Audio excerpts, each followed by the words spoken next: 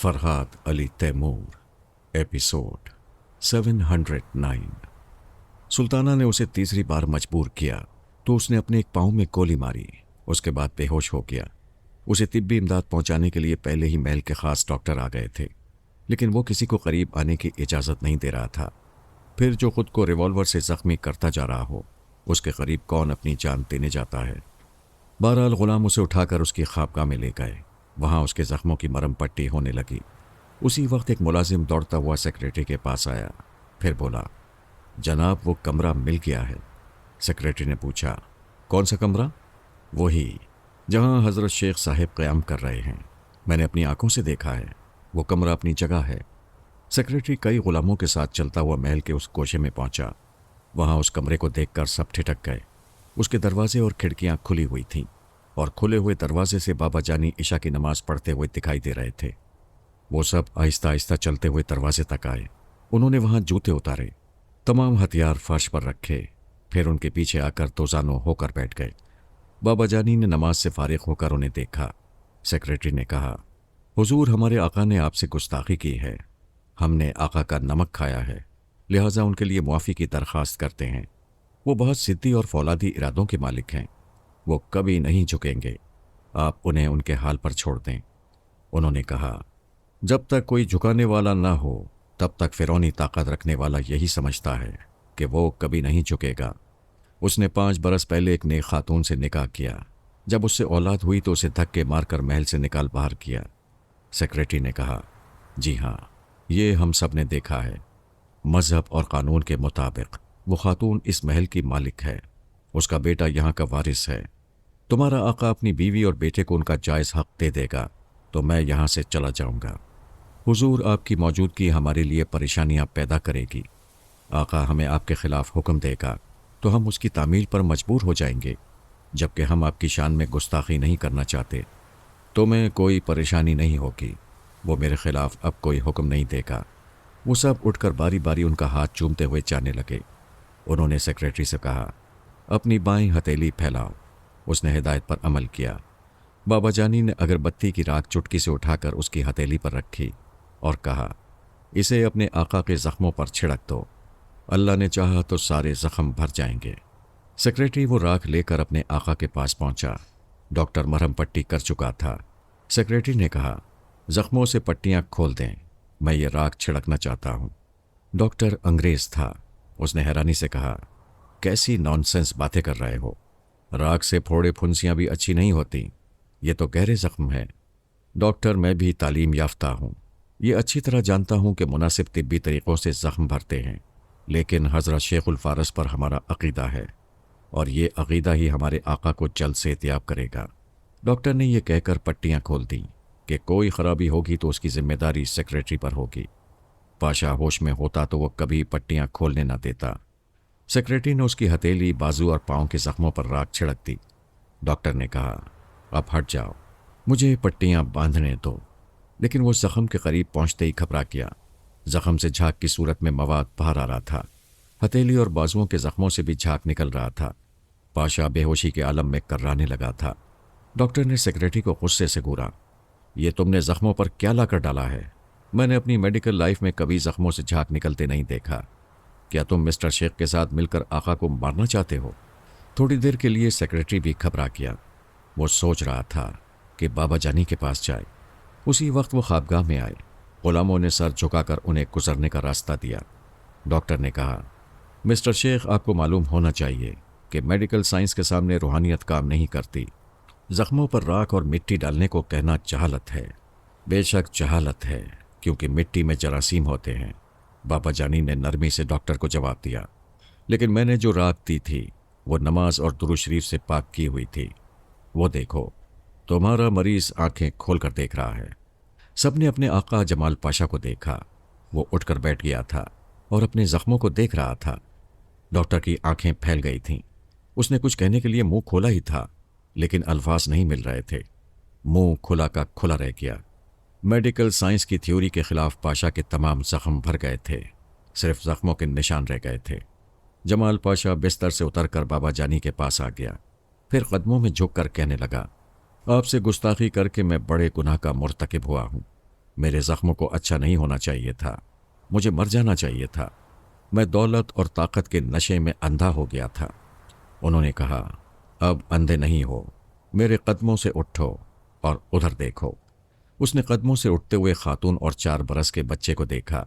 بابا جانی نے کہا، تم نے اپنی نیک شریک حیات کو اس محل سے نکالا تھا، یہ تمہارے بچے کی ماں بننے والی تھی، آج یہ تمہارے بیٹے کو لے کر آئی ہے۔ اگر چاہتے ہو کہ تمہارے پچھلے گناہ معاف ہو جائیں تو اسے عزت، مان اور مرتبہ دو۔ وہ ہچکچانے لگا، پریشان ہو کر کہنے لگا، میں نے اسے ملازموں کے سامنے محل سے نکالا تھا، آج آپ انہی ملازموں کے سامنے مجھے اس عورت کے سامنے جھکا رہے ہیں۔ آپ مجھے میرے مقام سے کیوں گرانا چاہتے ہیں؟ مقام وہی ہوتا ہے جو تہذیب اور شرافت سے حاصل ہوتا ہے۔ غرور کی جس بلندی پر تم کھڑے ہو، وہاں سے آج بری طرح پستی میں گرے ہو۔ تمہاری دولت، تمہاری طاقت، تمہارے غلاموں کی فوج، تمہارے ہتھیار اور تمہارے ڈاکٹر تمہارے کسی کام نہ آئے۔ کام آئی تو صرف ایک چٹکی راکھ۔ تمہیں مارنے کے لیے وہ 3 زخم کافی تھے، لیکن تمہیں جو نئی زندگی ملی ہے اس کی حیثیت صرف ایک چٹکی راکھ کے برابر ہے۔ اتنی معمولی سی راکھ سے زندگی حاصل کرتے ہوئے اپنی بیوی اور بچے کو جائز حقوق دیتے وقت تمہارے غرور کو ٹھیس پہنچتی ہے۔ اس نے ملازموں پر ایک نظر ڈالی، سب سر جھکائے کھڑے تھے۔ وہ جھکنا نہیں چاہتا تھا۔ بعض لوگ 1000 نصیحتوں اور ٹھوکروں کے باوجود نہیں جھکتے۔ اس نے کہا، حضور آپ یہاں سے کب تشریف لے جائیں گے؟ میں صبح چلا جاؤں گا، لیکن تمہاری بیوی اور بچے میرے سائے میں رہیں گے۔ تم ان کے خلاف کبھی کوئی قدم نہیں اٹھا سکو گے جب تک انہیں دل سے قبول نہیں کرو گے۔ طرح طرح کے عذاب میں مبتلا رہو گے۔ وہ پلٹ کر اس خاتون کے پاس آئے، پھر اس کے سر پر ہاتھ رکھ کر کہنے لگے، بیٹی، سلطانہ کے پاس جاؤ، تمہارا مجازی خدا ابھی کچھ اور عذاب سہنا چاہتا ہے۔ جمال شاہ کے سیکرٹری نے گھوم کر پوچھا، یہ میرا محل ہے یا اس اللہ والے کا؟ وہ جو چاہتا ہے ہو جاتا ہے، میں جو چاہتا ہوں وہ نہیں ہوتا۔ پھر اس نے ڈاکٹر سے پوچھا، کیا ایک چٹکی راکھ سے میرے زخم اچھے ہوئے ہیں؟ کیا یہ زندگی ایک چٹکی راکھ کا بدل ہے؟ تم ڈاکٹر ہو کر مجھ سے ماہانہ $10,000 تنخواہ لے کر ایک اللہ والے سے میری انسلٹ کراتے ہو۔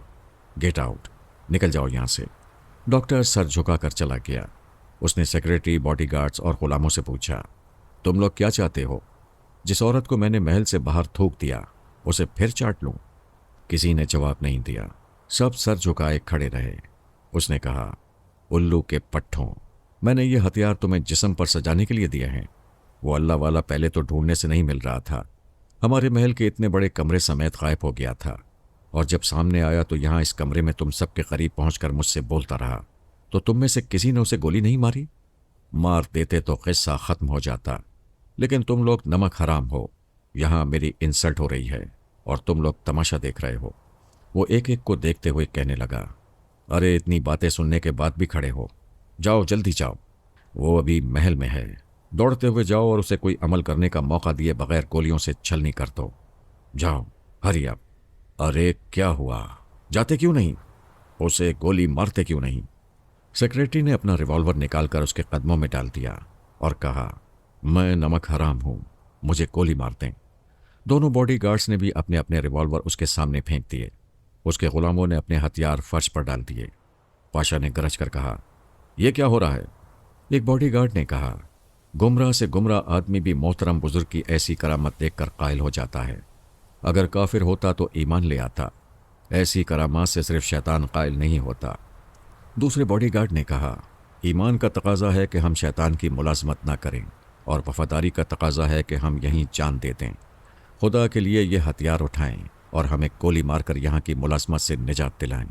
وہ ایک رائفل اٹھا کر دھاڑتے ہوئے بولا، نمک حرامو، تم مجھے شیطان کہتے ہو؟ میں کسی کو زندہ نہیں چھوڑوں گا۔ اس نے پہلے سیکرٹری کا نشانہ لیا، پھر ایک انگلی کو ٹریگر پر لانا چاہا، لیکن وہ انگلی ادھر نہیں آ رہی تھی۔ اس کے بغیر وہ ٹریگر نہیں دبا سکتا تھا، گولی نہیں چلا سکتا تھا۔ اس نے رائفل کو پھینک کر ریوالور کو اٹھایا، اسے بھی چلانے کی کوشش کی، لیکن ناکام رہا۔ پھر اس نے ریوالور کا رخ اپنی طرف کیا تو انگلی ٹریگر پر پہنچ گئی۔ سلطانہ نے اس کے دماغ کو ڈھیل دی۔ اس نے گھبرا کر ایک چیخ ماری اور ریوالور پھینک کر پیچھے کی طرف لڑکھڑاتے ہوئے بولا، یہ میں خود کو گولی مارنے والا تھا؟ نہیں، میں مرنا نہیں چاہتا۔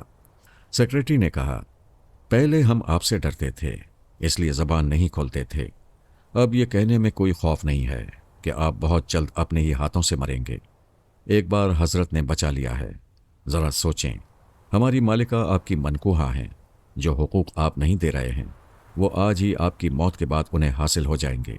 ذرا غور کریں، آپ کی ضد اور غرور آپ کو کیا دے رہا ہے۔ وہ سوچتی ہوئی نظروں سے ایک ایک کو دیکھنے لگا، پھر ان کے درمیان سے چلتا ہوا خوابگاہ کے باہر آ گیا۔ وہاں سے محل کے مختلف حصوں میں جانے لگا۔ تمام ملازم اس کے پیچھے چل رہے تھے۔ وہ بابا جی کے کمرے کے سامنے آیا۔ اندر اس کی بیوی بابا جانی کے سامنے ادب سے بیٹھی ہوئی تھی۔ جمال پاشا نے دہلیز پر گھٹنے ٹیک دیے، پھر کہا، اتنی سی بات میری سمجھ میں نہیں آئی کہ میں 3 گولیاں کھانے کے بعد مرتے مرتے بچ گیا۔ تھوڑی دیر پہلے پھر خود کو ہلاک کرنے والا تھا۔ اس کے بعد بھی اتنی سی بات سمجھ میں نہیں آئی کہ جسے میں حقوق نہیں دے رہا ہوں اسے میرے مرنے کے بعد تمام حقوق مل جائیں گے۔ یہ اتنی سی بات میرے سیکریٹری کی زبان سے نکلی تو مجھے عقل آ گئی۔ میری شریک حیات پر آپ جیسے بزرگ کا سایہ ہے، میں اسے اپنی مرضی سے طلاق نہیں دے سکوں گا، اپنی دولت اور جائیداد سے محروم نہیں کر سکوں گا۔ جب کچھ نہیں کر سکوں گا تو مجھے حق کو تسلیم کر لینا چاہیے۔ اس نے دونوں بازو اپنے بیٹے کی طرف بڑھائے۔ بیٹا دوڑتا ہوا باپ کے گلے لگ گیا۔ وہ نیک خاتون روتے روتے بابا جانی کے قدموں میں گر پڑی۔ انہوں نے اسے اٹھا کر بڑی شفقت سے کہا، اللہ نے تمہاری دعائیں سن لی ہیں، اپنے مجازی خدا کے پاس جاؤ، اب مجھے تنہا چھوڑ دو۔ دوسری صبح ہم دونوں بہنوں نے بابا جانی کو ایئرپورٹ پر الوداع کہا۔ وہ جس نیک مقصد کے لیے آئے تھے وہ پورا ہو چکا تھا۔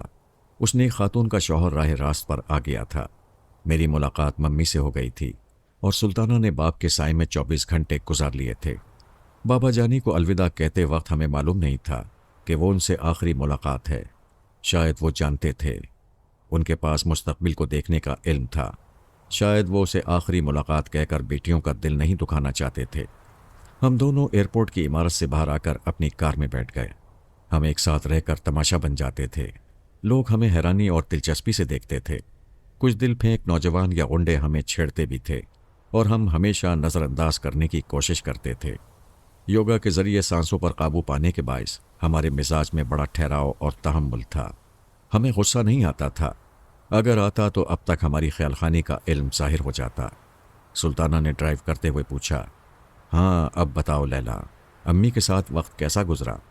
میں نے کہا، سنا تھا ماں کے قدموں میں جنت ہوتی ہے۔ میں ممی کی آغوش میں پہنچ کر سچ مچ کی جنت میں پہنچ گئی ہوں۔ خدا ہم پر مہربان ہے، مجھے باپ کی اور تمہیں ماں کی محبت مل گئی، لیکن یہ دیکھ کر صدمہ ہوتا ہے کہ ممی کو ہم سے زیادہ دولت کی خواہش ہے۔ کل سے وہ میرے پیچھے پڑ گئی ہیں کہ میں اپنی آنکھوں کو دولت حاصل کرنے کا ذریعہ بناؤں۔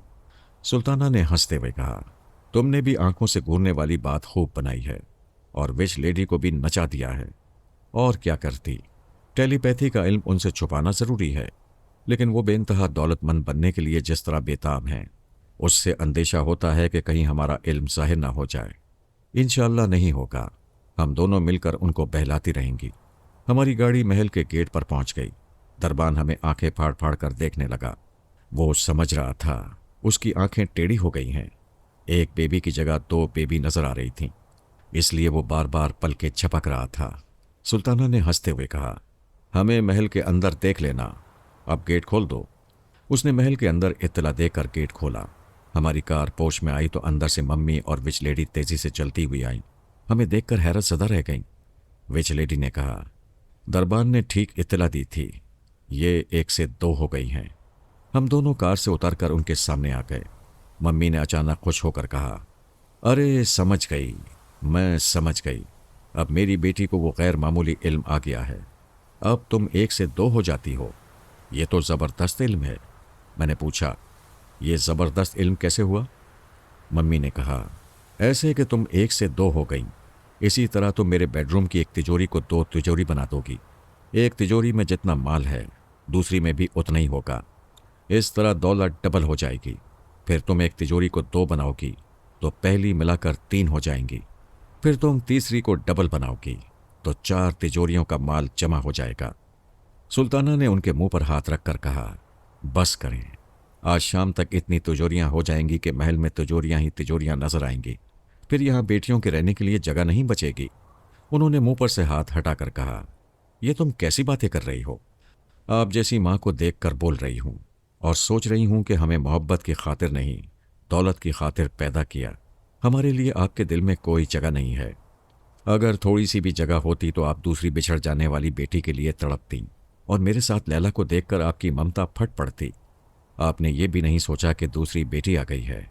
आपने दौलत की आंखों से देखा तो आपको एक ही बेटी डबल दिखाई दे रही है। माँ ने हैरानी से पूछा, दूसरी बेटी? क्या ये मेरी दूसरी बेटी है? फिर जवाब सुनने से पहले उन्होंने मुझे खींचकर गले से लगा लिया। मुझे प्यार करते हुए पूछा, मेरी बच्ची, तू कहाँ थी और अचानक कहाँ से आ गई है? मैंने कहा, ये लंबी दास्तान है, अंदर चलें, इत्मीनान से सुनाऊंगी। वो खुश होकर कहने लगी, हाँ हाँ अंदर चलो। विश लेडी की एक पेशगोई दुरुस्त साबित हो रही है। इस चुड़ैल ने कहा था कि जब इंतहा से ज़्यादा दौलत मिलने का वक्त आएगा तो दूसरी बेटी भी मेरे पास आ जाएगी। ओह गॉड, अब मेरे पास दौलत ही दौलत होगी। मैंने सुल्ताना को और सुल्ताना ने मुझको बड़े दुख से देखा। उसने सोच के ज़रिए पूछा, क्या माँ पर गुस्सा नहीं आ रहा है? दिल दुखता है, ये अलग बात है, गुस्सा नहीं आएगा। जिस माँ की सूरत देखने को बरसों से तरस रही थी, उसे देखकर प्यार ही प्यार आता है। मम्मी महल के अंदर जाने से पहले रुक गईं, फिर कहने लगीं, एक बात तो मैं भूल ही गई, मैंने एक नौजवान से मामला तय किए हैं। वो ड्राइंग रूम में बैठा है। आपने किस किस्म के मामला तय किए हैं? वो कहने लगी, तुम्हारे पास आंखों वाला इल्म है। तुम दुश्मनों के हाथों से रिवॉल्वर गिरा देती हो। उसका निशाना कहीं होता है, तुम उनसे कहीं और गोलियां चलवा देती हो। इसी तरह अगर कोई करोड़ों की वसीयत पर दस्तखत ना करना चाहे तो तुम उसके हाथ को घूर कर देखोगी, ऐसे में वो दस्तखत कर देगा। आप असल बात बताएं। वो नौजवान जो ड्राइंग रूम में बैठा हुआ है, उसका बाप करोड़पति है। नौजवान चाहता है वो जल्दी वसीयत लिख कर मर जाए, लेकिन बाप की सेहत अच्छी है, अभी वो कई बरस तक जिंदा रहेगा। तो फिर यही कि तुम छुपकर उसके बाप को देखोगी तो वो वसीयत पर दस्तखत कर देगा। जिस रोज़ दस्तखत होंगे उसी रात ये नौजवान अपने बाप को कत्ल कर देगा। मैंने पूछा, और वो सारी दौलत आपको ला कर देगा? सारी दौलत नहीं, हमें आधा हिस्सा देगा। हम बहनों ने एक दूसरे को देखा। फिर सुल्ताना ने कहा, अजीब बात है, यही बात एक नौजवान मुझसे कह रहा था। माँ ने पूछा, वो नौजवान कौन था? था नहीं है, वो मेरा बॉयफ्रेंड है। क्या तुमने किसी को बॉयफ्रेंड बनाया है? हाँ, मगर ये कह दिया है कि अम्मी उसे बिल्कुल पसंद नहीं करेंगी। उसने तदबीर बताई कि मैं आपके हाथों को देखूंगी तो आप ये महल और तिजोरी की तमाम दौलत मेरे नाम लिख देंगी। फिर दोबारा आपके हाथों को देखूंगी तो आप पिस्तौल उठाकर अपनी कनपटी में गोली मार लेंगी। कौन है वो कमीना जो तुम्हें इस तरह बहकाता है? क्या इस तरह बहकाने वाला कमीना होता है? हाँ, ऐसे जलील कमीने को गोली मार देनी चाहिए। जो नौजवान ड्राइंग रूम में बैठा है, आप उसे भी गोली मारें। वो भी अपने बाप को मारकर तिजोरी पर कब्जा करना चाहता है। अरे वो अपने बाप को मारता है तो मारने दे, क्या तू अपनी माँ को मार डालेगी? अगर ये गलत है तो सबके लिए गलत है। आप माँ हैं, बुजुर्ग हैं, उस नौजवान को गुमराही से बचाना आपका फ़र्ज है, लेकिन आप दौलत की खातिर उसे बाप का कातिल बनने की राह पर ले जा रही हैं। सॉरी मम्मी, मैं अपने ज़मीर के खिलाफ कोई काम नहीं करूँगी। ये कहकर सुल्ताना ने मेरा हाथ पकड़ा, मुझे साथ लेकर ड्राइंग रूम में आ गई। वहाँ वो नौजवान बैठा हुआ था। वो कहने लगी, तुम्हें शर्म नहीं आती? तुम अपने बाप को कत्ल करना चाहते हो? वो बौखला गया। उसने मम्मी की तरफ देखा। मैंने कहा, उधर क्या देखते हो, इधर देखो और जवाब दो। क्या बाप से बढ़कर दौलत है जिसके लिए इस नौजवानी में कातिल बनना चाहते हो? वो कहने लगा, मैं दौलत का लालची नहीं हूँ। मैं एक लड़की से बहुत प्यार करता हूँ, उसके बगैर नहीं रह सकता, लेकिन मेरा बाप अय्याश है, दौलत के नशे में चूर है। वो मेरी महबूबा से शादी करना चाहता है। ज़रा सोचो, मेरी महबूबा उसकी बेटी के बराबर है। क्या इस बात पर मुझे गुस्सा नहीं आएगा? क्या ऐसी कमीनगी पर बाप से नफरत नहीं होगी? लड़की के माँ बाप लालची हैं। मेरे बाप की दौलत देखकर वो लड़की को मुझसे दूर कर रहे हैं।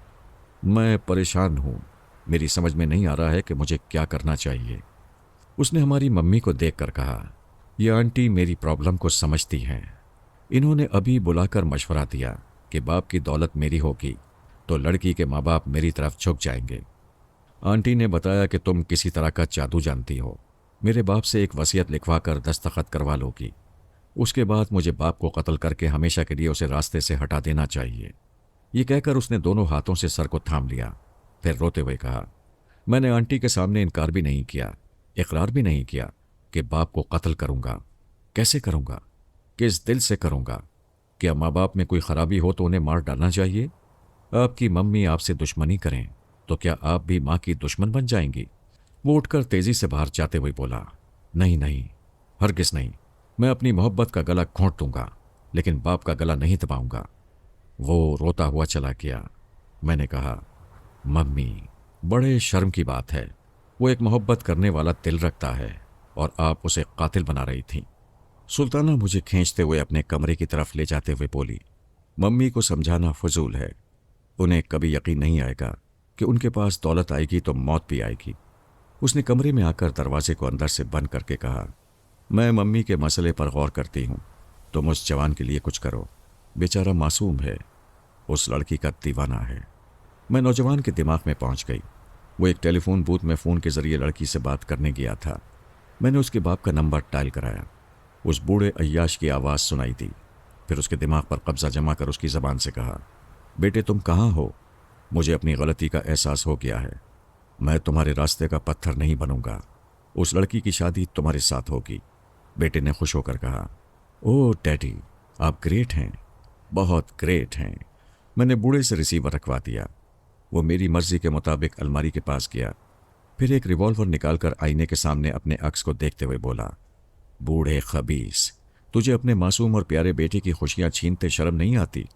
आईना देख, तेरे अक्स को शर्म आ रही है और अब तू शर्म से खुदकुशी करने वाला है।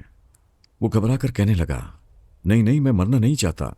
मैंने ये रिवॉल्वर क्यों उठा लिया है? इसकी नाल मेरी कनपटी से लग रही है। ओ गॉड, मैं मौत को भूल गया था, बुढ़ापे को भूल गया था, खुद को जवान समझ रहा था। मैं तौबा करता हूँ, वादा करता हूँ, अब जिंदगी जितनी भी रह गई है इसमें मैं अपने बेटे की खुशियाँ देखूंगा। उसका रिवॉल्वर कनपटी से हट गया। मैंने उसके बेटे की हिमायत में उससे एक वसीयत लिखवाई, दस्तखत करवाए।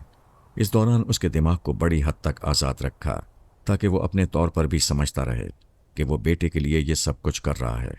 इसके बाद उसने लड़की के बाप को फ़ोन किया और कहा, मैंने अपनी तमाम दौलत और जायदाद बेटे के नाम कर दी है। इस वसीयत पर अमल होते ही मैं अपने बेटे का मोहताज हो जाऊंगा। तुम बताओ, अपनी बेटी की शादी किससे करोगे? दूसरी तरफ से आवाज़ आई, मैं बेटी का बाप हूँ, उसके मुस्तकबिल का तहफ़्फ़ुज़ चाहता हूँ। तुमने सब कुछ बेटे के नाम कर दिया, ये बहुत अच्छा किया। हमें अपनी औलाद की खुशियाँ देखते हुए बुढ़ापा गुजारना चाहिए। लड़के के बाप ने रिसीवर रख दिया। मैं थोड़ी देर तक उसके दिमाग को पढ़ती रही, फिर मुतमईन होकर दिमागी तौर पर हाजिर हो गई। दरवाजे पर दस्तक हो रही थी। मम्मी हमें बुला रही थीं। सुल्ताना ने दरवाज़ा खोला। वो अंदर आकर रास्तारी से कहने लगी, उस नौजवान को भूल जाओ, मुझसे गलती हो गई थी। दरअसल मैं तुम्हारे गैर मामूली इल्म से फ़ायदा उठाने के लिए बेचैन हो गई थी। देखो बेटी, जो इल्म खुद से आया है वो किसी भी वक्त खुद से जा सकता है, इसलिए जब तक इल्म है उससे दौलत समेट लेना चाहिए। मैंने पूछा, क्या आपने फिर कोई मंसूबा बना लिया है? बेटी, मैं कल से कितने ही मंसूबे बना चुकी हूँ। एक बहुत बड़े स्मगलर से मामला तय कर चुकी हूँ, वो हमसे मिलने आया है। मम्मी, आप क्यों दौलत हासिल करने के चक्कर में पड़ गई हैं? आप इस चक्कर में किसी दिन बुरी तरह फंस जाएंगी। बेटी, तुम दोनों खुद ही स्मगलर से बातें करो। अगर कोई फंसने वाला चक्कर ना हो तो उसका काम कर दो। वो काम के बदले हमें कीमती हीरा देगा। आप कहती हैं तो उससे बातें हो जाएंगी। वो खुश होकर चली गई। 4 शख्स ड्राइंग रूम में बैठे हुए थे। एक ने मम्मी को देखकर कहा, हमने सुना है तुम्हारी बेटी बहुत खूबसूरत है। वो मुस्कुराकर कहने लगी, मेरी एक नहीं 2 बेटियां हैं, दोनों हम शक्ल हैं और एक जैसा हुस्न रखती हैं। दूसरे ने पूछा, क्या दोनों एक जैसा गैर मामूली इल्म रखती हैं? हम उन 2 बोलने वालों के दिमागों में पहुंच गए। पता चला वो 4 पार्टनर हैं। उनकी ज़िंदगी समंदर में गुजरती है। उनके पास एक छोटा बहरी जहाज़ है जिसके ज़रिए वो मुख्तलिफ ममालिक के साहिली इलाक़ों में स्मगलिंग का माल पहुंचाते हैं। जहाज़ में निचले हिस्से में खुफिया स्टोर रूम है। स्टोर रूम का कोई दरवाज़ा नहीं है। बहरी पुलिस धोखा खा जाती है। स्टोर रूम की वो 4 दीवारी इंजन रूम का एक हिस्सा दिखाई देती है। वो लोग आज तक पुलिस को धोखा देते आ रहे थे। बड़ी ही कामयाबी से साहिल साहिल चोरी का माल पहुंचाते थे, लेकिन अब उनके लिए 5वां पार्टनर एक खतरा बन गया था। वो उनके धंधे से अलग हो गया था। चारों पार्टनर उसे तलाश कर रहे थे, लेकिन वो उनके हर राज से वाकिफ था। स्मगलिंग का माल छुपाने वाले स्टोर रूम के खुफिया दरवाजे तक पुलिस वालों को पहुंचा सकता था। जब तक वो जिंदा रहता ये लोग चोरी का माल एक जगह से दूसरी जगह नहीं ले जा सकते थे। उसकी मौत के बाद ही अपना धंधा जारी रख सकते थे। मैं सुल्ताना के साथ बेडरूम से निकलकर ड्राइंग रूम में आ गई। वो हमें हम शक्ल देखकर बड़े हैरान हुए। एक ने कहा, मैडम सिल्वाना, तुमने दुरुस्त कहा था, ये दोनों हुस्न शबाब में क़यामत हैं। पुलिस वालों को फ़राइज़ से गाफिल बनाने के लिए हसीन लड़कियां बड़ा अहम रोल अदा करती हैं। मैंने पूछा, क्या तुम हमें चारा बनाकर पुलिस वालों के आगे डालना चाहते हो? उसने जवाब दिया, तुम्हारी मम्मी ने बताया है कि तुम जिसके हाथों को घूर कर देखती हो वो हाथ तुम्हारी मर्जी के मुताबिक काम करने लगते हैं। अगर ऐसे किसी इल्म से तुम खुद को पुलिस वालों से बचा लोगी तो वो तुम्हें स्वीट डिश समझकर हड़प नहीं कर सकेंगे। दूसरे ने कहा, हम तुम्हें आजमाने के लिए कुछ माल प्रिंस आइलैंड ले जाएंगे। अगर तुमने मुसीबत के वक्त हमारा बचाव किया तो वादे के मुताबिक तुम्हारी मम्मी को एक कीमती हीरा देंगे और आइंदा भी तुम दोनों से काम लेकर माकूल रकम अदा करते रहेंगे। मम्मी ने कहा, मैं भी इनके साथ आइलैंड जाऊंगी। तीसरे ने कहा, हाँ बेशक तुम भी चलोगी, लेकिन अपने काम से मतलब रखोगी। इस स्टोव में नहीं रहोगी कि हम माल कहाँ छुपा कर रखते हैं। सुल्ताना ने कहा, हमसे कोई बात छुपी नहीं रहती। हमें पता है कि तुम लोग जहाज़ के किस हिस्से में माल छुपा कर ले जाते हो। सिर्फ हमारा 5वां पार्टनर माल छुपाने की बात जानता है। हम इतने मोहतात हैं कि अपने बीवी बच्चों को भी ये राज नहीं बताते। फिर तुम्हें ये राज कैसे मालूम हो गया? मैंने कहा, बहरी जहाज़ के बेसमेंट में इंजन रूम से मुल्हक एक स्टोर रूम है, माल उसके अंदर जाता है। उन चारों ने हैरान और परेशान होकर एक दूसरे को देखा। फिर एक ने कहा, इसका मतलब है तुम हमारे 5वें पार्टनर जैकब से मिल चुकी हो। उसने ये राज तुम्हें बताया है। हमने जैकब की सूरत देखी है, ना उसकी आवाज़ सुनी है। तुम्हारी जेब में उसकी तस्वीर है, हो सके तो हमें उसकी सूरत दिखा दो। उसका हाथ बेख्तियार अपनी जेब पर गया। उसने पूछा, तुम्हें कैसे मालूम हुआ कि मेरी जेब में तस्वीर है? हमें तो ये भी मालूम है कि जैकब ने तुम्हें एक ख़त लिखा है जिसमें ताकीद की है कि वो ख़त बाकी 3 पार्टनर्स को ना दिखाया जाए। तीनों पार्टनर्स ने उसे घूर कर देखा। एक ने कहा, वॉल्टर, तुमने हमसे जैकब का ख़त छुपाया है? ये झूठ है, ये लड़की बकवास कर रही है। वो तीनों खड़े हो गए। उससे सख्त लहजे में कहने लगे, अपनी जेब की तलाशी दो। वो जेब से ख़त निकाल कर कहने लगा, ठीक है, जैकब का ये ख़त मेरे पास है। मैंने सोचा था यहाँ से वापसी पर तुम्हें यह ख़त दिखा दूंगा। उसने लिखा है कि वो मुझे 50% का पार्टनर बनाएगा। इसके एवज में तुम लोगों के दरमियान रहकर उसके लिए जासूसी करूंगा ताकि ये जान सकूं कि तुम लोग किस दिन कौन सा माल किस मुल्क की बंदरगाह तक ले जाओगे। मैं उस कमीने जैकब को बता रहा हूँ, लेकिन मैं कमीना नहीं हूँ। तुम लोगों का सच्चा दोस्त हूँ, अपने धंधे से वफादार हूँ। हमें वो ख़त पढ़ने दो। तीनों ने अपने अपने रिवॉल्वर निकालकर उसे घेर लिया। उसके हाथ से ख़त को छीन कर पड़ा। फिर एक ने कहा, इस तहरीर से जाहिर होता है कि ये जैकब का दूसरा ख़त है। पहले ख़त के ज़रिए तुम्हारी उसकी पार्टनरशिप हुई और तुमने अब तक हमसे ये बात छुपा कर रखी। वो तीनों उसकी तमाम जेबों की तलाशी लेने लगे, हर जेब से चीज़ें निकाल कर फेंकने लगे। मैंने जैकब की तस्वीर उठाकर उसकी आंखों में देखा, फिर देखते ही देखते उसके दिमाग में पहुंच गई। इधर सुल्ताना उनकी तरफ ध्यान दे रही थी। एक पार्टनर ने सुल्ताना को निशाने पर रखते हुए पूछा, तुम्हें कैसे मालूम हुआ कि जैकब के पास तस्वीर और ख़त है, और कैसे मालूम हुआ कि ख़त में क्या लिखा है? ये कहते ही उसने अपना रिवॉल्वर सुल्ताना की तरफ उछाला। उसने कैच कर लिया। बाकी 2 पार्टनरों के रिवॉल्वर भी उसके कदमों में आ गिरे। वो कहने लगी, हम दोनों बहनों को ढकी छुपी बातें मालूम हो जाती हैं। ये भी मालूम हो गया था कि तुम्हारे तमाम हथियार मेरे कदमों में आ जाएंगे। कमाल है, हमें पता ही ना चला और तमाम रिवॉल्वर तुम्हारे पास पहुंच गए। हम तुम्हारे गैर मामूली इल्म को मानते हैं। दूसरे ने कहा, हमें तुम्हारे जैसे साथियों की ज़रूरत है।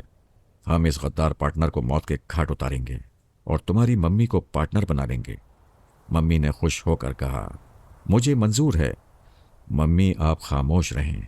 क्या आप चाहती हैं कि ये लोग अपने इस पार्टनर की तरह हमारी जान के भी दरपे हो जाएं? ये लोग बहुत शक्की हैं। एक ने कहा, क्या ये ख़त इसकी गद्दारी का सबूत नहीं है? नहीं, ये जैकब को चुपचाप तलाश कर रहा है।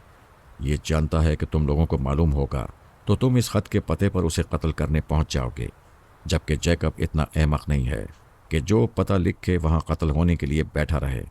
तुम्हारा ये पार्टनर बज़ाहिर तुम लोगों को धोखा देकर उसका एतमाद हासिल कर रहा है। जब भरपूर एतमाद हासिल करके उसके सामने पहुंचेगा तो ख़ुद उसे कत्ल कर देगा। लेकिन हम कैसे यकीन करें? ये तो साफ गद्दार साबित हो चुका है। यकीन न करो, लेकिन तुम लोग इस बेगुनाह को मौत के घाट नहीं उतार सकोगे। जिस तरह मैं अभी तुम सब के रिवॉल्वर से बच गई, उसी तरह बेगुनाह वॉल्टर को बचाऊंगी, सुल्ताना ने कहा। सुल्ताना ने एक रिवॉल्वर वॉल्टर को देते हुए कहा, तुम्हारे कत्ल का इरादा रखने वाले ये तीनों तुम्हारे सामने बेबस हैं। हसीन लड़की, मैं तेरा शुक्रगुजार हूं। तूने मेरी हिमायत में सच्ची गवाही दी है। तू बाकमाल है, मैं तेरी कदर करता हूं। लेकिन ये तीनों सिर्फ मेरे बिजनेस पार्टनर ही नहीं, गहरे दोस्त भी हैं। अगर ये मुझे गद्दार समझते हैं तो मैं अपने हाथ से रिवॉल्वर देता हूं, ये मुझे मार डालें। उसने अपने साथियों की तरफ रिवॉल्वर बढ़ा दिया। वो शर्मिंदा होकर उससे लिपट गए। फिर उन्होंने कहा, मैडम सलवाना, तुम्हारी बेटियां बाकमाल हैं। तुम आज रात अपनी बेटियों के साथ हमारे जहाज में सफ़र करोगी। हमें इन धंधों में नहीं पड़ना चाहिए था, लेकिन मम्मी को एक हीरे का लालच था। हम उन्हें इसी तरह एक हीरे से बहला सकते थे। उन्हें ये सोचने का मौका नहीं दे सकते थे कि हम पलक झपकते ही वो तमाम माल मम्मी के कदमों में लाकर डाल सकती हैं जो वो स्मगल करने वाले हैं। वैसे वो दूर तक सोचने की आदी थीं। उन्होंने पूछा, बेटी, तुम दोनों जैसे कमालात दिखा रही हो, ऐसे कमालात से तुम मिनटों में किसी की भी दौलत अपने घर ला सकती हो। हाँ, ऐसा हो सकता है, लेकिन ये चोरी और डकैती होगी और हम ऐसा कोई काम नहीं करेंगे। वो खामोश होकर सोचने लगी, क्या मुश्किल है। ये डाकू बाप की बेटियां डाका डालने से इनकार कर रही हैं। असल बात यह है कि इन्हें शराफत मेरे खून से मिली है। कोई बात नहीं, मैं इन्हें रफ्ता रफ्ता समझाऊंगी कि अपने फ़ायदे के वक्त थोड़ी देर के लिए शराफत को भूल जाना चाहिए। हमारा सफ़र रात के 11 बजे शुरू हुआ। सफ़र मुख्तसर था। प्रिंस आइलैंड जाकर सुबह तक वापस आना था। मैं जैकब का दिमाग पड़ चुकी थी। वो पुलिस वालों के साथ उनकी मोटर बोट्स में आ रहा था। मैंने वॉल्टर और उसके साथियों से कहा, अभी पेट्रोलिंग पुलिस की पूरी टीम आ रही है। जैकब उन्हें ला रहा है। तुम लोग बिल्कुल नॉर्मल रहोगे। उन्हें तलाशी लेने की पूरी आज़ादी देना। तुम्हारा कुछ नहीं बिगड़ेगा। एक ने कहा, अरे कैसे नहीं बिगड़ेगा? जैकब स्टोर रूम के खुफिया दरवाजे का राज जानता है, हमारा सारा माल पकड़वा देगा। सुल्ताना ने कहा, जब हमने कह दिया है कि माल सलामत रहेगा तो हम पर भरोसा कर लो। नहीं करोगे तब भी अपना बचाव नहीं कर सकोगे। वो देखो, वो आ रहे हैं। पुलिस मोटर बोट से सर्च लाइट जहाज तक आ रही थी। तीनों मोटर बोट्स तीन अतराफ से जहाज को घेर रही थीं। आधे घंटे के अंदर ही जैकब नजर आ गया। वो बोट से रस्से की सीढ़ियां चढ़ता हुआ पुलिस अफसरान और सिपाहियों के साथ जहाज में आ गया। फातिहाना अंदाज में कहने लगा, तुम चारों पार्टनर मुझे कत्ल करना चाहते थे ताकि मैं तुम्हारा माल पुलिस वालों से ना पकड़वाऊं, मगर मेरी सलामती इसी में है कि तुम चारों लंबे अरसे के लिए जेल में चले जाओ। पुलिस अफसर ने कहा, हमें पूरे जहाज की तलाशी लेने की जहमत ना दो। हमारा वक्त बर्बाद न करो। सीधी तरह स्मगल होने वाला माल हमारे सामने ले आओ। जैकब ने कहा, चोर कभी चोरी का माल पेश नहीं करता। मैं वो खुफिया जगह जानता हूँ जहाँ ये माल छुपा कर रखते हैं। आओ मेरे साथ। वो उन्हें बेसमेंट की तरफ ले जाने लगा। वो चारों परेशान होकर हम बहनों को देख रहे थे।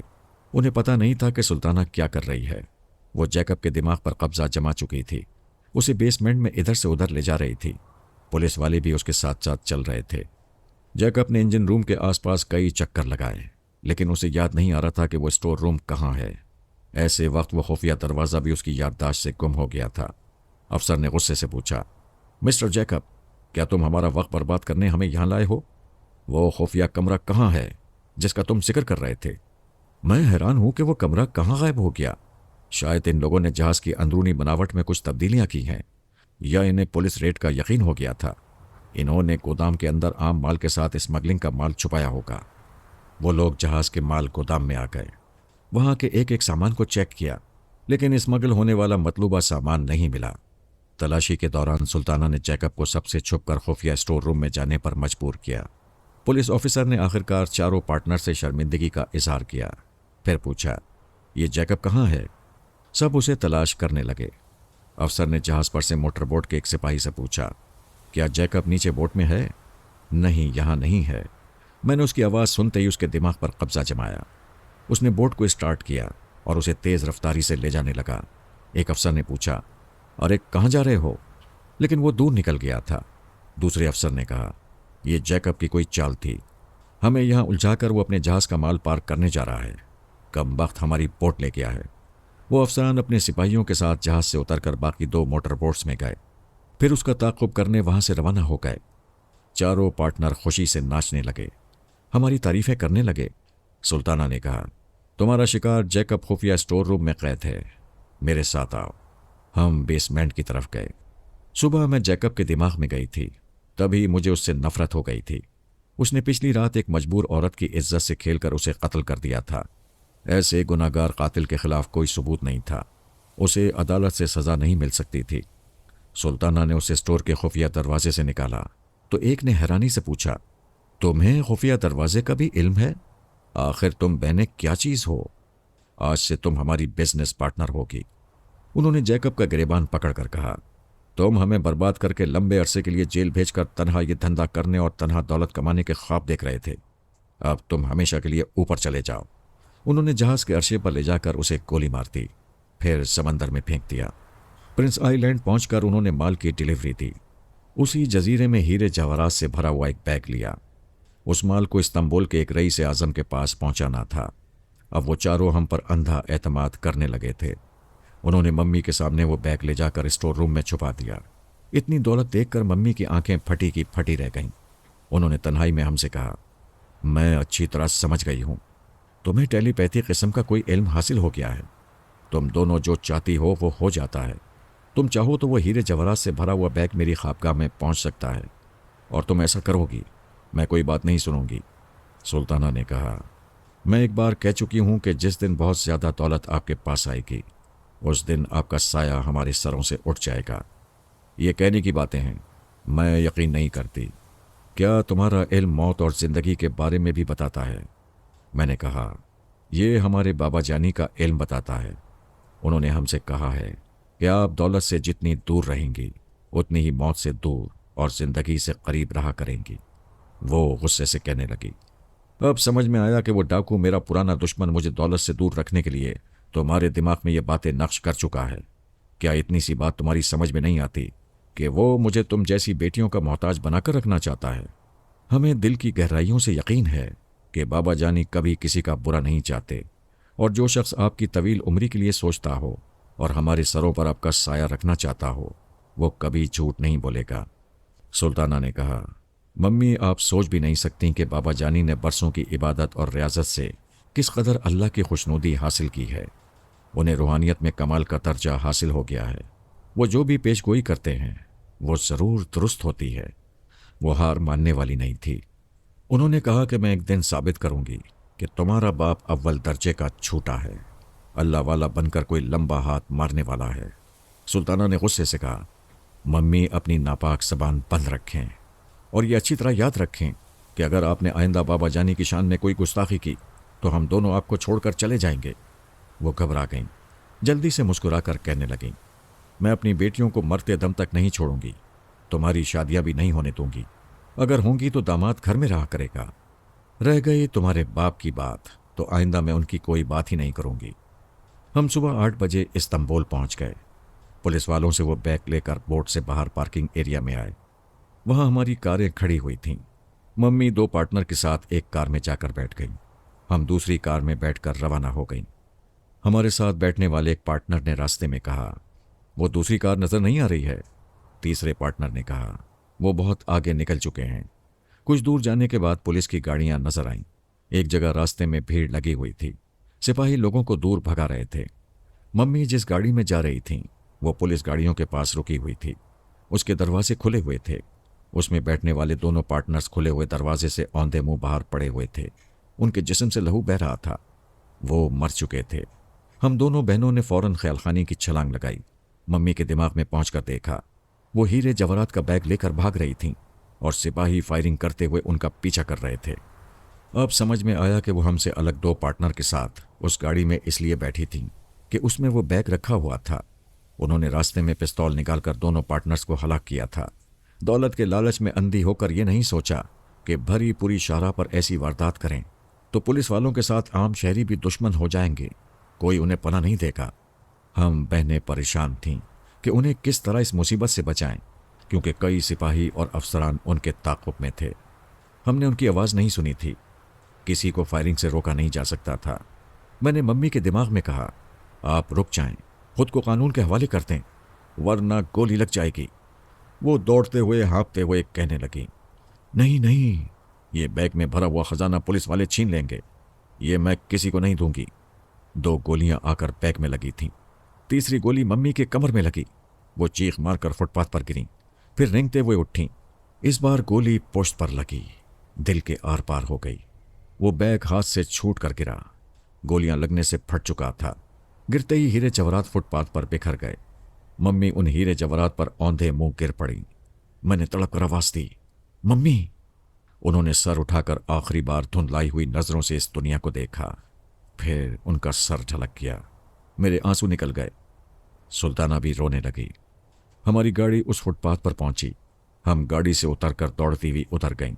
मम्मी की लाश औंधी पड़ी हुई थी। उनके नीचे और आसपास हीरे जवाहरात बिखरे हुए थे। एक पुलिस अफसर ने उनकी लाश को सीधा किया। तब हमने देखा कि उनके बेजान जिस्म के नीचे एक नीलम पड़ा हुआ था। नीलम पत्थर की मौजूदगी उनकी मौत का सबब हो गई। बाबा जानी की पेशगोई पूरी हो चुकी थी। हमने इस्तांबुल को खैराबाद कहा और लंदन में रिहाइश इख्तियार कर ली। जी चाहता था कि बाबा साहब के दायरे के करीब अपने बाबा जानी से कुछ फासले पर पेरिस में रहा जाए, लेकिन बाबा जानी ने मना किया था। उनसे दिमागी राब्ता कायम रहता था। उन दिनों फरहात, रसवंती, आर्मर और जोजो की टेलीपैथी का बहुत चर्चा था। वो सुपर ताकतों से टकरा रहे थे और उन्हें मुंह तोड़ जवाब दे रहे थे। बाबा जानी की हिदायत थी कि हमें इन मामलात से दूर रहना चाहिए। टेलीपैथी के जरिए खुद को जाहिर किए बगैर दुखी इंसानियत के काम आना चाहिए। हमने उनकी हिदायत पर अमल किया। हम बड़ी खामोशी से मसाइल का शिकार रहने वाली खवातीन और मर्दों के मसाइल हल करते रहे। साथ ही ये फैसला किया कि हमें फरहात और सोनिया से बहुत कुछ सीखना चाहिए। हम बड़े ममालिक से नहीं टकराएंगे, लेकिन चालाकी और हाजिर दिमागी की तरबियत ज़रूर हासिल करनी चाहिए। हम 25 बरस की हो चुकी थीं। हमें शादी कर लेनी चाहिए थी। किसी न किसी को जीवन साथी बनाना ही पड़ता है, लेकिन हम किसी मर्द साथी के मोहताज नहीं थे। सुबह और शाम योगा की मशक़ें करते थे।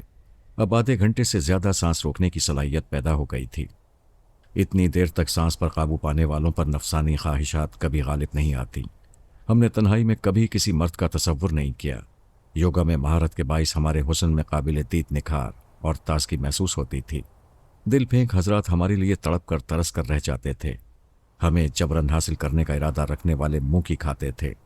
किसी का बस नहीं चलता था और अल्लाह ने हमें बेबसी का कोई कमज़ोर पहलू नहीं दिया था।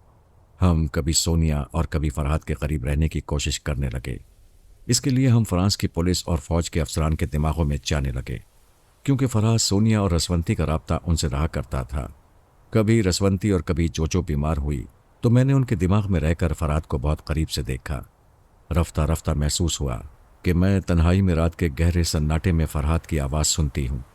गौर करने से पता चलता है वो आवाज़ कानों में नहीं आती, दिमाग में नहीं आती। वो आवाज़ बड़ी रास्तारी से दिल में बजती है। मैं परेशान हो गई। उस हरजाई को दुनिया जानती है। वो किसी एक का होकर नहीं रहता। मैं ऐसे हरजाई को अपनी ज़िंदगी में दाखिल होने की इजाज़त नहीं दे सकती थी। मैंने सुल्ताना से पूछा, मैं क्या करूं? उसकी आवाज़ और लहजा आप ही आप मेरे दिल में धड़कता है। मैं ऐसे आदमी को ज़िंदगी का साथी नहीं बनाऊंगी जो ज़िंदगी साथ न गुजारता हो। हम बहनें एक दूसरे से दिल की बातें नहीं छुपाती थीं। उसने मशवरा दिया कि मुझे योगा की मशक़ों में शिद्दत पैदा करना चाहिए। मैंने उसके मशवरे पर अमल किया। सांस रोक रोक कर, आसन बदल बदल कर योगा का अमल करते रहने से वो मेरे दिल और दिमाग से निकल गया। इधर बाबा जानी ने हम दोनों को समझाया कि हमें अज़दवाजी ज़िंदगी गुजारने के मुताल्लिक़ संजीदगी से सोचना चाहिए। किसी माकूल जीवन साथी का इंतखाब करना चाहिए। वो हमारे मुस्तक़बिल के बारे में बहुत कुछ जानते थे। उनके इल्म में ये भी होगा कि मैं फरहात के इश्क में गिरफ्तार होने वाली हूँ, और उनका इल्म ये भी कहता होगा कि मैं किसी से शादी कर लूँ तो फरहात को अपनी ज़िंदगी से दूर रखने में कामयाब हो जाऊंगी। उन्होंने ये भी कहा था कि मम्मी की तवील हयात चाहती हो तो उन्हें किसी ख़जाने तक पहुँचने ना देना। हमने यही कोशिश की थी। अगर कोशिश में कामयाब हो जाती तो मम्मी अभी ज़िंदा रहती, लेकिन इंसानी तदबीर की नाकामी तकदीर का लिखा हुआ पूरा कर देती है। दूसरी बार मैंने और सुल्ताना ने फिर तदबीरें की। किसी माकूल जीवन साथी को तलाश करने की कोशिश की, लेकिन मेरा दिल किसी पर नहीं आता था। योगा के ज़रिए फरहात को दिल से दूर रखा था। दिल में ना वो था और ना कोई समाता था। सुल्ताना फरहात से मुतासिर नहीं थी। अगर होती तो मुझसे कभी ना छुपाती। لیکن وہ بھی کسی ساتھی کا انتخاب کرنے میں ناکام ہو رہی تھی۔ 3 برس بعد اس نے بتایا کہ اسے سلمان واسطی یعنی مسٹر ایررے اچھا لگتا ہے، مگر اچھا لگنے اور محبت ہو جانے کے درمیان بڑا فاصلہ تھا۔ وہ ابھی دیکھنا چاہتی تھی کہ اس سے کس حد تک محبت ہوگی اور وہ کہاں تک خود کو ایک اہم اور کامیاب شخص ثابت کرے گا۔ پھر ایک دن اچانک ہی میرے دل اور دماغ کو جھٹکا پہنچا۔ یہ منحوس خبر ملی کہ فرات اس دنیا سے رخصت ہو گیا ہے۔ مجھ پر بڑی دیر تک سکتہ طاری رہا۔ پھر میں نے بابا جانی سے رابطہ قائم کیا۔ جب انہوں نے اس کی موت کی تصدیق کی تو میری آنکھیں بھیگ گئیں۔ مجھے یوں لگا جیسے میں اس کی سہاگن تھی۔ آج بیوہ ہو گئی ہوں، ایسی بیوہ جو کسی سہاگ کی سیج پر نہیں گئی۔ وہاں تک جانے کے لیے سوچتے سوچتے اپنی جوانی غارت کرتی۔ میں اس خوش فہمی میں مبتلا رہی کہ یوگا کے ذریعے اسے دل سے نکال دیا ہے۔ بے شک میں نے یوگا کے ذریعے خواہشات پر قابو پایا تھا، لیکن وہ دل میں اس طرح تھا جیسے بدن میں روح ہوتی ہے۔ ہمیں روح کی موجودگی کا کبھی احساس نہیں ہوتا، اسی طرح وہ میرے دل میں غیر محسوس طریقے سے موجود رہا۔ اس کی موت پر میرے دل نے کہا، میں نے اس کے لیے سہاگ کا جوڑا نہیں پہنا، اب تک اپنے ارمانوں کو کفن پہناتی رہی، علوم حاصل کرنے اور تجربات کی آگ میں کندن بننے کے لیے اپنے جذبات کو کچلتی رہی، لیکن اندر ہی اندر نادانستگی میں اس پر مرتی رہی۔ اب وہ کہاں ملے گا؟ کبھی نہیں ملے گا، کبھی نہیں ملے گا۔ میں اپنی جوانی کے قیمتی لمحات کو قتل کر چکی تھی۔ سلطانہ مجھے تسلیاں دیتی تھی، سمجھاتی رہتی تھی، ہمیں خدا کی مرضی پر راضی رہنا چاہیے، جو ہونا تھا سو ہو گیا۔ میں تو کہتی ہوں کہ تمہاری بہتری کے لیے ہوا ہے۔ تمہیں یقین ہو چکا ہے کہ فرات اس دنیا میں کبھی واپس نہیں آئے گا، لہٰذا اب تم کسی اور کو جیون ساتھی بنا سکو گی۔ دن اور مہینے گزرتے گئے، میں کسی کو اپنے لیے پسند نہ کر سکی، یہ جانتے ہوئے بھی کہ وہ کبھی نہیں آئے گا۔ میں بچکانہ انداز میں سوچتی تھی کہ وہ ایک بار آ جائے، صرف ایک بار آ جائے، میں اس کے سامنے اپنا سب کچھ ہار کے اس پر مر مٹوں گی۔ دماغ نے سمجھایا یہ ممکن نہیں ہے، مجھے دلی سکون کے لیے فرحت کی فیملی کے کام آنا چاہیے۔ ماسک مین نے جوجو کو اور سپر ماسٹر نے رسونتی کو اغوا کرایا تھا۔ جوجو کو واپس لانے سونیا گئی تھی، اس لیے میں رسونتی کے دماغ میں جا کر رہنے لگی۔ علی تیمور اعلیٰ بی بی کی مدد سے اپنی ماں کو سپر ماسٹر کی قید سے نکال چکا تھا۔ ایک جنگل میں فوجی اسے چاروں طرف سے گھیر رہے تھے، وہ انہیں بڑے بڑے نقصانات پہنچا رہا تھا۔ میں بھی رسونتی کے دماغ میں رہ کر چپ چاپ اس طرح دشمنوں کو ہلاک کرتی تھی کہ کسی کو میری موجودگی کا پتہ نہیں چلتا تھا۔ ایسے ہی وقت جب علی تیمور ماں کو لے کر شمالی سرحد پار کرنے والا تھا، تب میں نے اچانک رسونتی کے ذریعے فرحت کی آواز سنی۔ رسونتی جس درخت کی شاخوں اور پتوں میں چھپی ہوئی تھی، اسی درخت پر فرحت بھی موجود تھا۔ مجھے یقین تھا کہ وہ زندہ نہیں ہے، اس کے باوجود دل بے اختیار دھڑکنے لگا تھا۔ میں پوری توجہ سے رسونتی کے اندر اس کی آواز سن رہی تھی۔ وہ آواز بدلنے والا کوئی بہروپیہ ہو سکتا تھا، میں اس کے دماغ میں نہیں جا سکتی تھی۔ اگر وہ سوچ کی لہروں کو محسوس کر لیتا تو اسے معلوم ہو جاتا کہ کوئی اور بھی خیال خانی کرنے والی ہستی موجود ہے۔ میں چشم زدن میں بابا جانی کے پاس آ گئی، ان سے پوچھا کیا فرحت زندہ ہے؟ انہوں نے پوچھا یہ سوال کیوں کر رہی ہو؟ میں نے فرحت کی آواز سنی ہے، اسے رسونتی کے دماغ میں موجود پا رہی ہوں۔ بیٹی 5 منٹ کے بعد آنا۔ میں ان کے دماغ سے نکل گئی۔ وہ اپنے علم سے معلوم کر رہے تھے کہ فرحت ظاہر کیسے ہو گیا، جبکہ وہ گوشہ نشینی اختیار کر چکا تھا۔ شمالی امریکہ کے ایک جنگل میں عبادت اور ریاضت کے لیے اس کی رہائش کا انتظام ہو چکا تھا۔ اس نے زبان دی تھی کہ وہ اپنے اندر کے دنیاوی فرحت کو مار چکا ہے اور آئندہ گمنامی کی زندگی کو گزارتے ہوئے مظلوم اور دکھی انسانیت کے کام آتا رہے گا۔ اگر کوئی شناسہ یا خون کے رشتے بھی سامنے آئیں گے تو ان کے سامنے بھی اجنبی رہے گا، اسے کوئی نہیں پہچانے گا اور نہ ہی کبھی وہ اپنی پہچان کرائے گا۔ اور جب وہ اپنی پہچان کرا رہا تھا، اپنی زبان سے پھر گیا تھا۔ میں 5 منٹ کے بعد بابا جانی کے پاس پہنچی تو وہ صدمے سے نڈال ہو کر سر جھکائے بیٹھے ہوئے تھے۔ ان کی دل کی گہرائیوں سے ایک آہ نکلی، فرحت نے مجھے جھوٹا اور فریبی بنا دیا۔ برسوں کی عبادت سے جو نیک نامی حاصل کی تھی، اب وہ کسی دن بھی بدنامی میں بدل جائے گی۔ ایک دن دنیا کہے گی میں ڈاکو تھا، مومن نہ بن سکا۔ میرے اندر برسوں کے بعد بھی جھوٹ بولنے والا ڈاکو موجود تھا۔ میں نے فرحت کی موت کی تصدیق کر کے ساری دنیا کو اور اپنی بیٹیوں کو بھی دھوکہ دیا ہے۔ بابا جانی، آپ نے ایسا کیوں کیا؟ وہ چند لمحے تک سر جھکائے خاموش رہے، پھر یوں گویا ہوئے، میں نے اپنے علم کی روشنی میں فرحت کو دور تک دیکھا تھا، وہ بدل سکتا تھا، अपनी मौजूदा रविश को छोड़कर इबादत से भरपूर एक पाकीज़ा ज़िंदगी गुजार सकता था। सुपर पावर से टकराने वाली हंगामा परवर ज़िंदगी से दूर रहकर मजबूर और मसलूम बंदों के काम आ सकता था। उसके सितारे ये भी बताते थे कि वो दोनों हाथ उठाए ईमान की बुलंदी की जानिब परवास करने को है, लेकिन उसके पांव दलदल में फंसे हुए थे। अगर किसी तरह वो अपने पांव दलदल से निकाल ले तो उसे ईमान की बुलंदी को छूने से शैतान भी नहीं रोक सकेगा। वो एक ज़रा तवक्कुफ से कहने लगे। फिर वो वक्त आया जब वो गोली खाकर इदारे में पहुंचा। वो जिंदगी और मौत की कशमकश में था। यूं कहना चाहिए कि जिंदगी कमज़ोर पड़ गई थी, मौत गालिब आ रही थी। तिब्बी साइंस की ईजाद करदा कोई दवा उसे बचा नहीं सकती थी। आखिरी लम्हात में उसका कमज़ोर दिमाग ये सोच रहा था और खुदा से कह रहा था, मेरे माबूद, मौत ऐसे आ रही है कि तौबा की मोहलत नहीं मिल रही है। क्या मुझे कुछ सांसें और नहीं मिल सकती? क्या मुझे अपनी गलतियों की तलाफी का मौका नहीं मिलेगा? जब वो सोच रहा था तब मैंने उसके अंदर कहा, तौबा की मोहलत मिलेगी अगर तुम दुनियावी झगड़ों से दूर बाकी ज़िंदगी याद इलाही में बसर करोगे। उसने वादा किया वो यही करेगा। वो एक गहरी सांस लेकर कहने लगे, मेरे इल्म ने और उसके वादों ने यकीन दिलाया कि वो दलदल में फंसे हुए पैरों को अपनी इबादत और रियाजत से निकाल लेगा। तब मैंने उस अगरबत्ती की राख चुटकी में ली जो सारी रात इबादत के दौरान सुलगती रही थी। मैंने वो राख गोली के ज़ख़म पर छिड़क दी। जमाल पाशा की गोलियों के 3 ज़ख़म रूहानी इलाज से भर गए थे। फरहाद का ज़ख़म भी भर गया। फरहाद, सोनिया, पारस और अली तैमूर की कितनी डमी इदारे में मौजूद थीं। इत्तफाक से फरहाद की एक डमी का इंतकाल हो गया। मैंने इदारे के 3 मोतबर अफराद को राजदार बनाकर फरहाद को वहाँ से रवाना कर दिया और उसके बेड पर उसकी डमी रखवा दी। मैंने ये सब कुछ एक नेक जज्बे से किया। मेरे इस अमल से फरहाद को और फरहाद से ताल्लुक़ रखने वालों को बहुत से फ़ायदे पहुँचने वाले थे। वो चंद लम्हों तक खामोश रहे, फिर कहने लगे, मैं जानता हूँ तुम दिल से मजबूर हो रही थीं।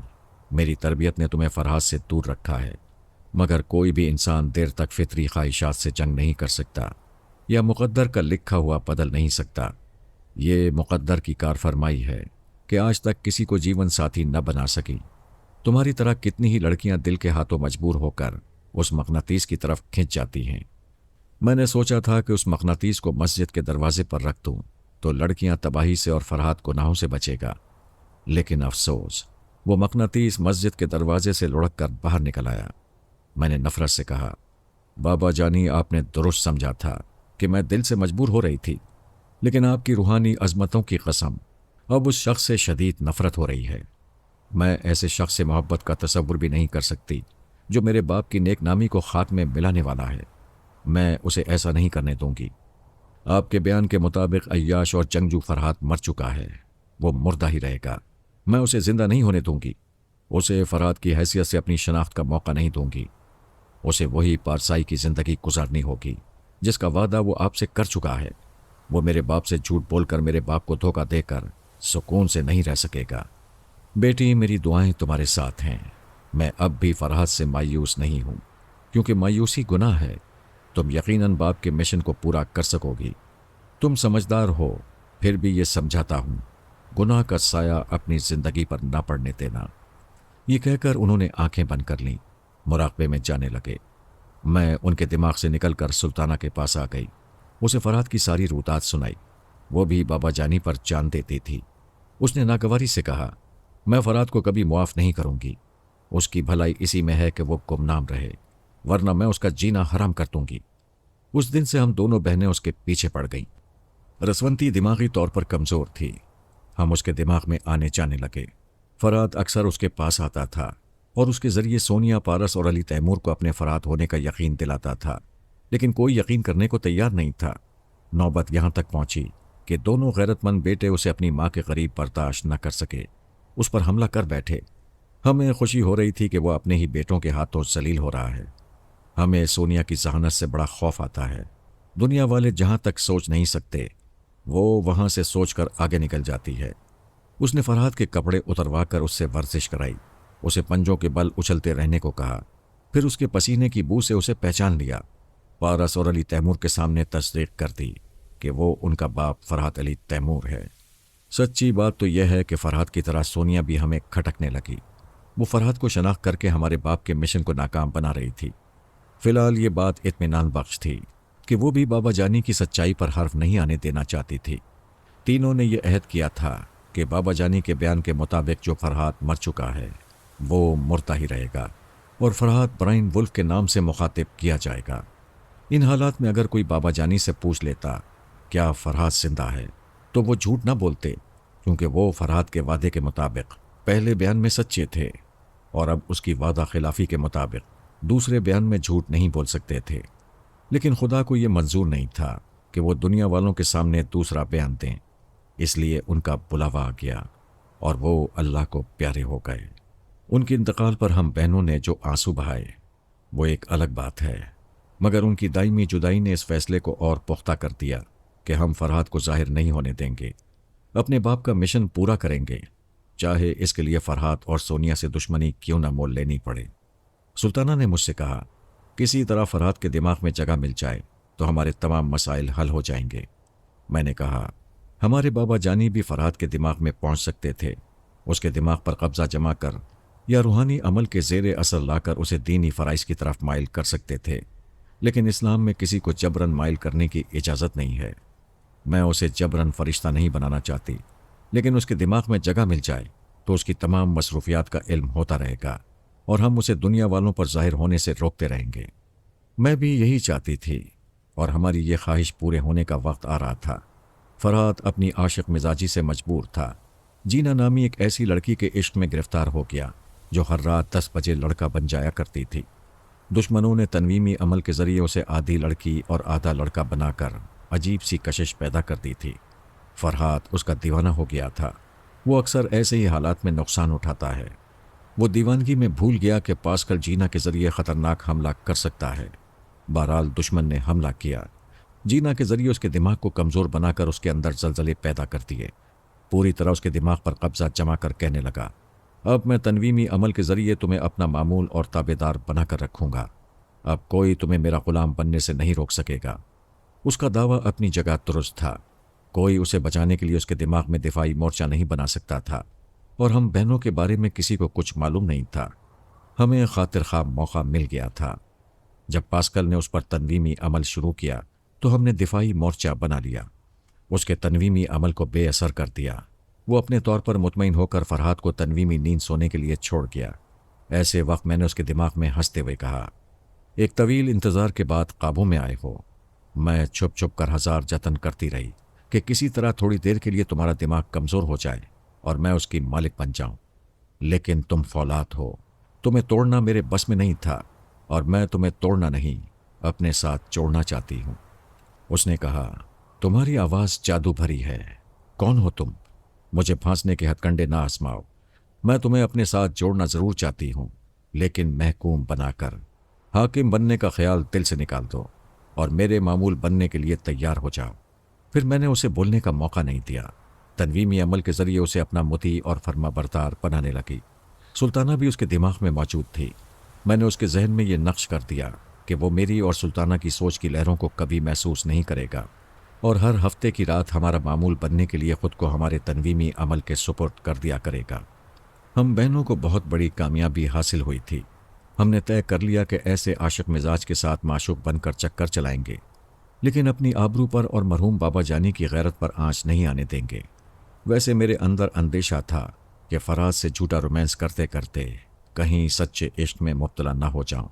मैंने कहा, सुल्ताना, मैं फराज से सच्चा तो क्या झूठा इश्क भी नहीं करूंगी। ये मेरे मिजाज के ख़िलाफ़ है।